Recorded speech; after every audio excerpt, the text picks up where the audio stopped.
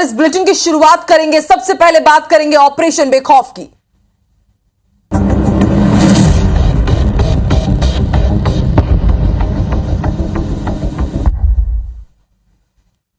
तो ऑपरेशन बेखौफ के तहत सुबह 8 बानी जंगल में कैसे धड़ल्ले से पेड़ों की कटाई चल रही है।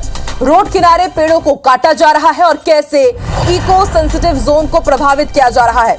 और अब हम आपको दिखाने जा रहे हैं रातापानी अभयारण्य से सटे 7 से 8 किलोमीटर के दायरे में 50 से ज्यादा क्रशर लगे हुए हैं। तस्वीरें आप टीवी स्क्रीन पर देख रहे हैं, जिनमें दिन रात गिट्टी तोड़ने का काम जारी रहता है। इससे निकलने वाली डस्ट करीबन 20 किलोमीटर से भी ज्यादा इलाके को प्रभावित करती है। और ऐसे में आप अंदाजा लगा सकते हैं कि इस एरिया में जो लोग रहते होंगे, किस तरह के हालातों का उन्हें सामना करना पड़ता होगा।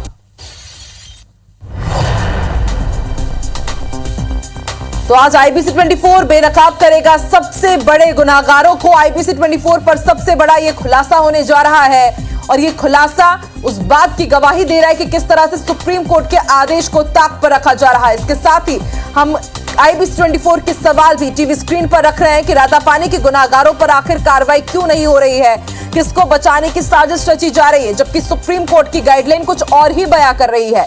जंगल कट रहे हैं लेकिन वन विभाग आखिर मौन क्यों है। कोर एरिया में जंगल काटने की इजाजत आखिर किसने दी है और पेड़ काटने के बाद आखिर लकड़ी रातों रात कहां गायब हो जाती है और रातापानी के पास खनन की इजाजत किसने दी है। ये जो एरिया है वो इको सेंसिटिव जोन कहलाता है और इसके नुकसान की आखिर भरपाई कौन करेगा। जबकि सुप्रीम कोर्ट की ये साफ गाइडलाइन है कि अभ्यारण्य के 1 किलोमीटर के दायरे पर आप खनन नहीं कर सकते, इस तरह की कटाई नहीं कर सकते और ना ही आप इस तरह के क्रशर का इस्तेमाल कर सकते हैं।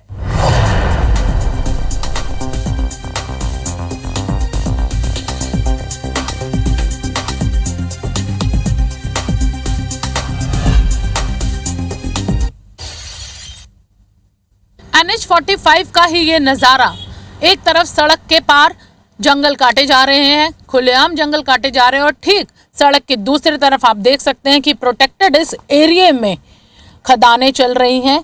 यहाँ पर आप देख सकते हैं ना कोई बोर्ड लगा हुआ है और ना ही यहाँ पर अनुमति है, लेकिन उसके बावजूद धड़ल्ले से यहाँ पर ये खदानें चल रही हैं। लगातार यहाँ पर काम किया जा रहा है, डंपरों की लगातार आवाजाही है। आप देख सकते हैं कि रेत का यहाँ पर जो स्टॉक है वो यहाँ पर सामने नज़र आ रहा है और एक और हिस्सा हम ठीक रेत के बाजू में जो यहाँ पे स्टॉक रखा हुआ है इसके यहाँ पर दिखाना चाहेंगे कि बिल्कुल खोद कर उस जंगल को किस तरह एक गहरे गड्ढों में तब्दील कर दिया गया है। लेकिन फिलहाल रोक लगाने वाला यहाँ कोई नहीं है। ऐसा नहीं है कि इसकी जानकारी शासन या प्रशासन को नहीं है, लेकिन उनकी चुप्पी सवाल पैदा करती है कि आखिर रातापानी के इस सेंचुरी में प्रशासन और शासन ये सब चीजें सामने नजर आने के बावजूद भी चुप्पी क्यों साध कर बैठा है।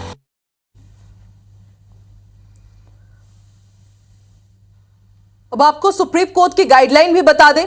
अभ्यारण्य के 1 किलोमीटर के दायरे में खनन की अनुमति नहीं है, लेकिन इसके बाद भी खनन धड़ल्ले से हो रहा है। खनन वन्य जीवों के लिए खतरनाक हो सकता है, ये सुप्रीम कोर्ट की साफ गाइडलाइन है। राष्ट्रीय उद्यान और अभ्यारण्य में पेड़ नहीं काटे जा सकते और इसकी पूरी जवाबदेही प्रिंसिपल चीफ कंजर्वेटर की होगी। गृह सचिव को भी गाइडलाइन का पालन कराना होगा लेकिन ना तो गृह सचिव और ना ही कंजर्वेटर इस तरफ ध्यान दे रहे हैं। अभ्यारण्य के भीतर शिकार पूरी तरह से प्रतिबंधित है। वन विभाग की अनुमति से ही जंगल में घूमा जा सकता है। जानवरों को बिना नुकसान पहुंचाए आप जंगल घूम सकते हैं, लेकिन आपके पास वन विभाग की अनुमति होनी चाहिए।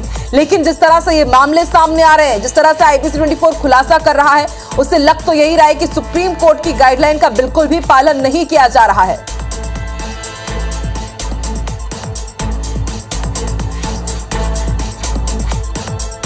तो ऑपरेशन बेखौफ से जुड़े हुए आईबीसी 24 पर आज आप एक के बाद एक कई बड़े खुलासे आप देखेंगे और इस वक्त हम आपको बता रहे हैं कि आखिर सुप्रीम कोर्ट की गाइडलाइन क्या है और किस तरह से सुप्रीम कोर्ट की गाइडलाइन को ताक पर रखा जा रहा है। तो सुप्रीम कोर्ट की गाइडलाइन क्या है ये तो हमने आपको समझा दिया और अब रुक कर लेते हैं भोपाल का। हरप्रीत लगातार इस मामले से जुड़े हुए कई बड़े खुलासे कर रही है। हरप्रीत, सुबह 8 बजे हमने दिखाया कि किस तरह से यहां पर अंधाधुंध कटाई हो रही है, लेकिन अब हम देख रहे हैं कि किस तरह 20 से ज्यादा क्रशर दिन रात गिट्टी तोड़ने का काम कर रहे हैं, जबकि सुप्रीम कोर्ट की गाइडलाइन के खिलाफ जाकर किस तरह की वहां पर वारदातों को अंजाम दिया जा रहा है। लेकिन सबसे बड़ा सवाल कि आखिर जिम्मेदार मौन क्यों है।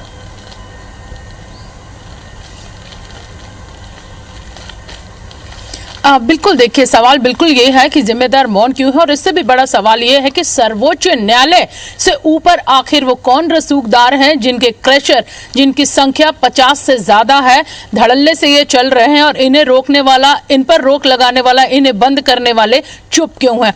तय माना जा सकता है कि बहुत ताकतवर वो लोग हैं, बहुत रसूखदार वो लोग हैं, वो माफिया है जिनकी पहुंच बहुत ऊपर तक है, और तमाम चीजें सामने नजर आने के बावजूद भी उन पर रोक नहीं लगाई जा रही है। तो इस सवाल का जवाब तो यहां पर बिल्कुल साफ ये नजर आता है कि आखिर ये पैठ जो मालिक हैं उनकी पैठ बहुत हद तक कहीं ना कहीं शासन प्रशासन सरकार तक है, और तभी उसका नतीजा है कि अब तक ये क्रशर बंद नहीं किए गए हैं, जबकि इको सेंसिटिव जोन है ये रातापानी अभयारण्य, और इसके 1 किलोमीटर से भी ज्यादा इलाके में क्रशर नहीं लगाए जा सकते, खनन नहीं किया जा सकता। अवैध खनन दूर की बात है, खनन तक यहाँ पर नहीं किया जा सकता है। लेकिन धड़ल्ले से बिनैका से लेकर बमौरी तक करीबन 50 से ज्यादा क्रशर हैं। सुबह से शाम तक यहाँ पर पहाड़ तोड़े जाते हैं, गिट्टी निकाली जाती है, उस गिट्टी को लेने डंपर एक स्थान से दूसरे स्थान जाते हैं, और सबसे बड़ी बात है कि उस जमीन को खोद खोद कर बड़े बड़े गड्ढों में तब्दील कर दिया गया है, और बारिशों में इन्हीं गड्ढों में पानी भरता है, जानवर दुर्घटना का शिकार होते हैं,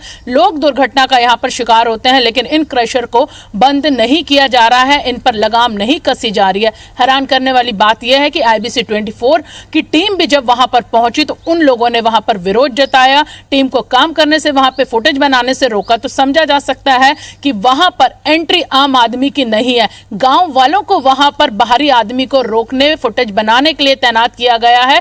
और आलम यह है कि स्थानीय लोग दबी जुबान में तो ये मानते हैं कि यहाँ पर क्रशर लगे हैं, पर्यावरण प्रदूषण हो रहा है, और इसके साथ ही बाघ उन्हें नजर आते हैं, उनकी जान भी खतरे में है, लेकिन कैमरे के सामने वो कुछ भी बोलने से कतराते हैं। समझा जा सकता है कि माफिया का खौफ है, माफिया कहीं ना कहीं इन्हें इसके बदले में कीमत चुकाता है, और यही वजह है कि रातापानी अभयारण्य में तमाम इलीगल काम यहां पर चल रहे हैं, अवैध काम यहां पर चल रहे हैं, नजरों के सामने ये सब काम चल रहे हैं, लेकिन उस पर अभी तक रोक नहीं लगाई गई है। समझा जा सकता है कि इसमें वन विभाग की भी मिली भगत है, और यही वजह है कि वन विभाग ने भी आज तक सब कुछ सामने नजर आने के बावजूद भी कार्रवाई नहीं की। जी बिल्कुल हरप्रीत, साफ तौर पर देखा जा रहा है कि किस तरह से पहले हमने अपनी रिपोर्ट में बताया कि रातापानी अभयारण्य के पास पेड़ों की अंधाधुंध कटाई हो रही है, और अब किस तरह से वहां पर अवैध खनन किया जा रहा है। इसके साथ ही आपसे यह भी समझना चाहेंगे हरप्रीत कि हमने देखा है कि ये काफी सेंसिटिव एरिया है, यहां पर हमने देखा है कि कई बार बाघों का मूवमेंट भी हुआ। तो क्या यही वजह है कि एक तो पेड़ों की अवैध कटाई और उसके बाद खनन, तो वन्य जीव आखिर कहां जाएंगे? जाहिर सी बात है रिहायशी इलाके में वो मूव करेंगे ही।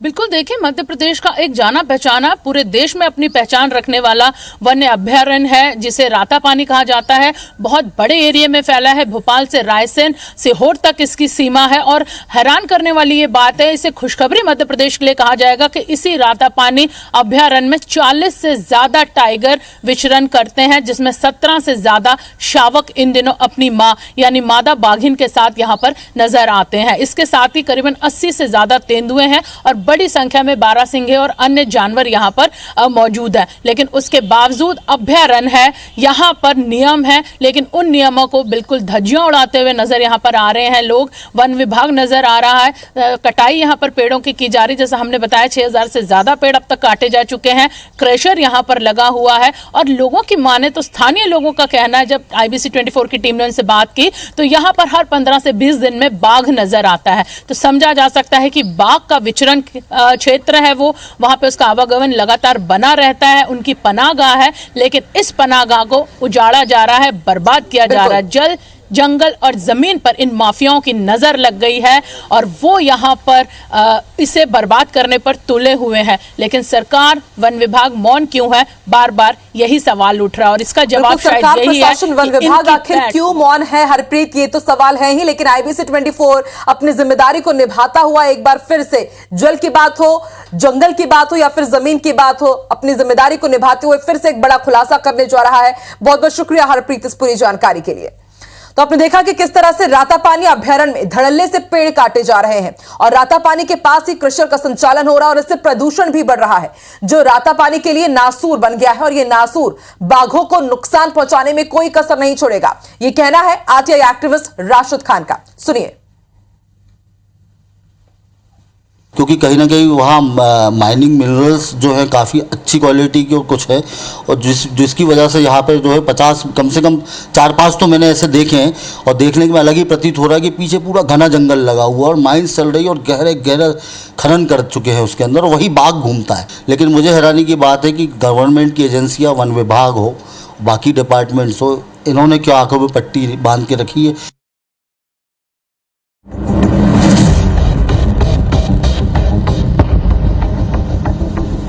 चलिए बात करते हैं ऑपरेशन बेखौफ की। बिल्कुल, तो सुबह 8 बजे आपने देखा कि भोपाल में किस तरह 50 किलोमीटर की दूरी पर स्थित रातापानी जंगल में किस तरह से अवैध कटाई पेड़ों की धड़ल्ले से जारी है। वहीं सुबह 9 बजे आपको हमने दिखाया कि कैसे कोर एरिया में क्रशर का संचालन हो रहा है। अब आपको दिखाते हैं कि वन विभाग के फेंसिंग के अंदर कैसे जंगल की कटाई चल रही है। मौके का जायजा लिया हमारे संवाददाता हरप्रीत कौर ने। भोपाल रायसेन से लगे रातापानी सेंचुरी में आप देख सकते हैं कि ये कटे हुए जो पेड़ हैं ये नजर आ रहे हैं, और अब तक 6000 से ज्यादा जो पेड़ हैं उन्हें यहाँ पर काटा जा चुका है। एक तरफ मुख्यमंत्री शिवराज सिंह चौहान पेड़ लगा रहे हैं, हरियाली का संदेश लोगों को दे रहे हैं, लेकिन दूसरी तरफ इन पेड़ों को काट कर जो बड़े हुए चुके हैं पेड़, जो हरियाली में अपना योगदान दे रहे हैं, पर्यावरण में अपना योगदान दे रहे हैं, उन्हें नेस्ता नाबूद करके उन जंगलों को सपाट जमीनों में तब्दील किया जा रहा है। धड़ल्ले खुलेआम जो माफिया है वो यहाँ पर अपना काम कर रहा है। आप देख सकते हैं कि कटे हुए पेड़ यहाँ पर नजर आ रहे हैं, और एक माफिया यहाँ पर काम कर रहा है।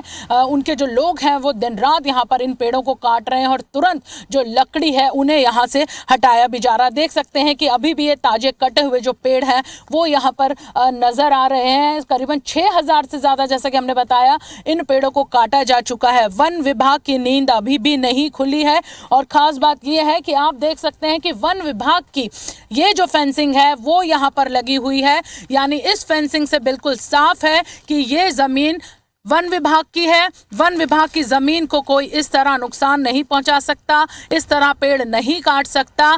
फिर आखिर क्यों ये पेड़ काटे जा रहे हैं, किसकी शय पर काटे जा रहे हैं, और वन विभाग के अधिकारियों ने इस पूरे मामले पर चुप्पी क्यों साध रखी है, जबकि ये मामला सीधे सीधे न सिर्फ पर्यावरण, हरियाली, बल्कि बाघों से, पशु पक्षियों से जुड़ा हुआ है। तो इसी खबर पर हमारी संवाददाता हरप्रीत हमारे साथ जुड़ी हुई है। लगातार हरप्रीत इस रिपोर्ट को कवर भी कर रही हैं। हरप्रीत, आपसे यह भी समझना चाहेंगे कि वन विभाग की बड़ी लापरवाही, फेंसिंग के अंदर भी पेड़ों की कटाई लगातार जारी है।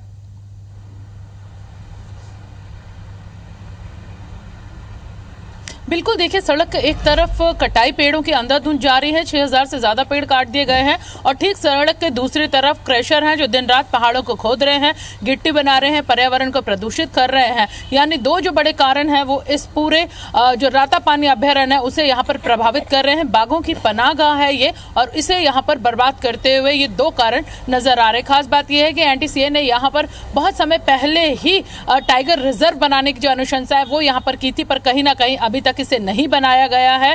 फिलहाल यहाँ पर इसे बनाने के लिए जो निर्देश हैं वो जरूर केंद्र सरकार से और वन विभाग से मिल चुके थे, हरी झंडी वहां से दी जा चुकी थी, लेकिन फिलहाल मध्य प्रदेश सरकार ने अभी तक इसमें कोई बड़ा फैसला नहीं लिया। तो अब समझ में आता है कि ये फैसला शायद क्यों नहीं लिया गया, क्योंकि इस तरह से जो पेड़ों की कटाई यहाँ पर की जा रही है, दूसरी तरफ क्रशर चल रहे हैं, तो कहीं ना कहीं समझा जा सकता है कि जो माफिया है, जो जल जंगल और जो जमीन है उसे यहाँ पे नेस्ता नाबूद करने में जुटा है, कमाई करने में अंधाधुंध वो यहाँ पर जुटा है, तो उसी के चलते इसे टाइगर रिजर्व यहाँ नहीं बनाया गया। तो फिलहाल बाघों की संख्या, जैसे कि पहले भी हमने बताया, 40 से ज्यादा है, तेंदुओं की संख्या 80 से ज्यादा है, लेकिन उसके बावजूद अभी भी यहाँ पर जो खामियां हैं वो नजर आ रही हैं, और ये खामियां बिल्कुल हरप्रीत, एक नहीं कई सवाल इन खुलासों के बाद खड़े हो रहे हैं, और सबसे बड़ा सवाल यही कि तस्वीरें आपने देखी कि किस तरह से वन विभाग की फेंसिंग के अंदर ही कटाई हो रही है, यानी कि वन विभाग को सब कुछ पता है, लेकिन वन विभाग आखिर चुप क्यों है, क्या वजह है उसकी इस चुप्पी की?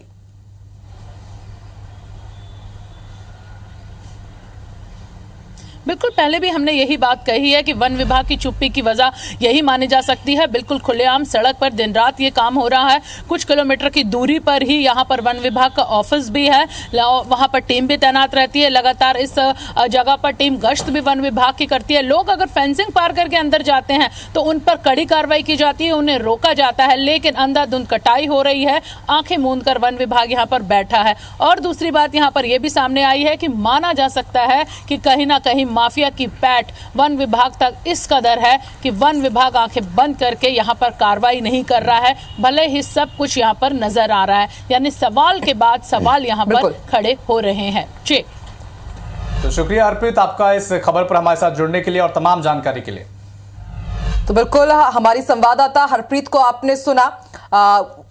पूरे ऑपरेशन बेखौफ का काला चिट्टा खोला जा रहा है और कुछ सवाल हैं जो IBC 24 अपने दर्शकों के सामने रख रहा है कि आखिर पेड़ काटने के बाद लकड़ी गायब कहां हो जा रही है और जिम्मेदार आखिर मौन क्यों है, रातापानी के गुनाहगारों पर कार्रवाई क्यों नहीं हो रही है, ये सबसे बड़ा सवाल है। और किसे बचाने की साजिश रची जा रही है? अगर फेंसिंग के अंदर, वन विभाग की फेंसिंग के अंदर लगातार पेड़ों की कटाई हो रही है, तो जंगल अगर कट रहे हैं तो वन विभाग मौन क्यों है? कोर एरिया में जंगल काटने को किसने इजाजत दी है? तो सुबह 10 बजे के इस बुलेटिन में हमने आपको ऑपरेशन बेखौफ से जुड़ा हुआ एक और बड़ा खुलासा बताया। आप IBC 24 के साथ बने रहिए, एक के बाद एक इस मामले में कई और बड़े खुलासे होने वाले हैं।